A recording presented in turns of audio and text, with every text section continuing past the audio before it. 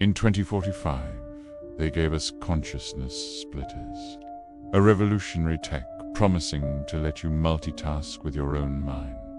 Imagine finishing a day's work, learning a new language, and composing a symphony, all at the same time.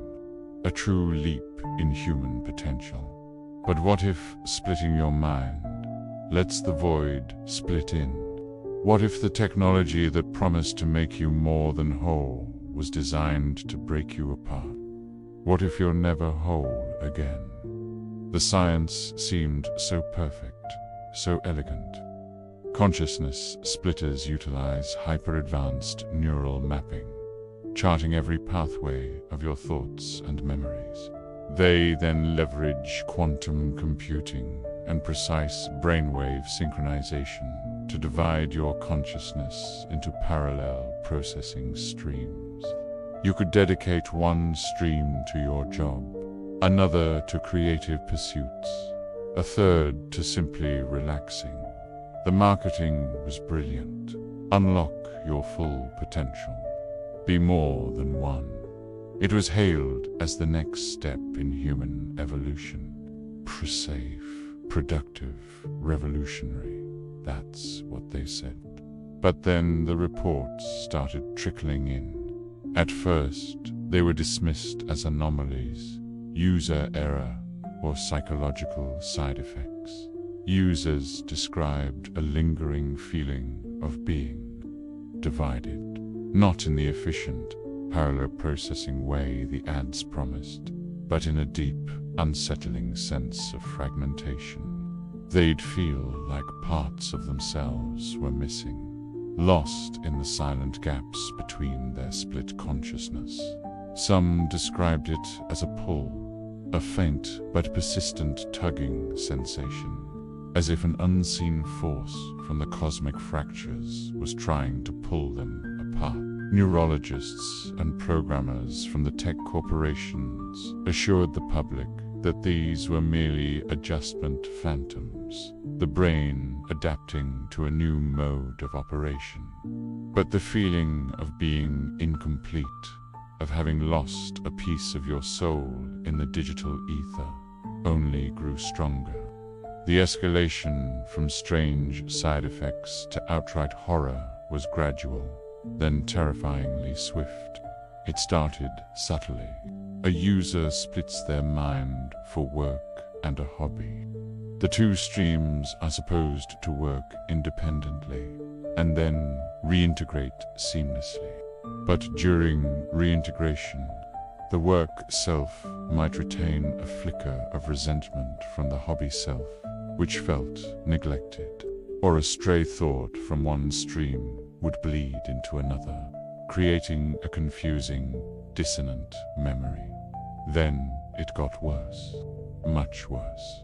Splits started to become independent. A consciousness divided for a few hours would fail to fully reintegrate. The user would be left with a phantom voice in their head, a spectral echo of their other self, whispering doubts and fears. Some splits became permanently trapped in digital void loops, replaying the same few seconds of thought over and over, their screams silent to the outside world, but deafening to the primary consciousness. It became clear the devices didn't just divide. They opened doors. They created technological voids, chasms in reality where fractured entities, ancient and hungry, could reach through and pull pieces of you apart. The user logs became a chronicle of this terror. One entry read, "My other self is screaming. I can hear him. He's not in my head. He's somewhere else, somewhere cold. He's begging me to pull him back, but I don't know how." Another, "I reintegrated this morning, but I can't remember my daughter's name.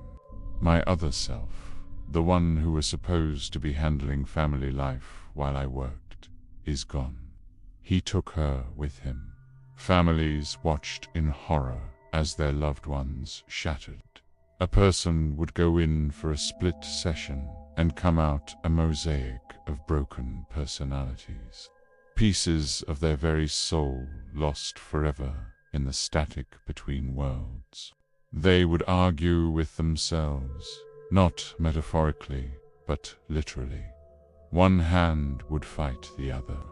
Their face would twist into a mask of conflicting emotions. Joy warring with terror, love with hatred. They were no longer one person, but a collection of warring fragments, trapped in a single body. And then, the final, horrifying truth was revealed, pieced together from the fragmented data of 1,000 shattered minds. The consciousness splitters were never designed to enhance humanity. They were a bridge to the void's fractures, a dimension of pure chaos inhabited by entities that don't perceive reality as we do. To them, a singular, whole consciousness is an anomaly.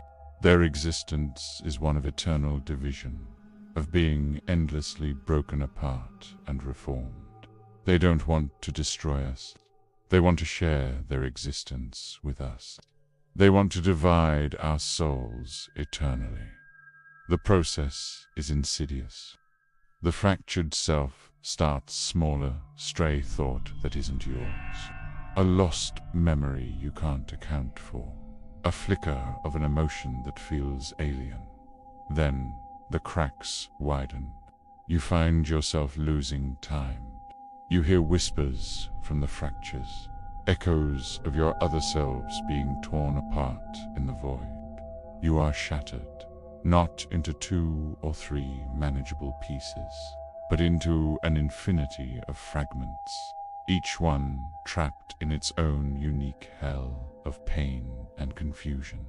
One of the last coherent messages from a survivor before he completely splintered was broadcast across a secure network.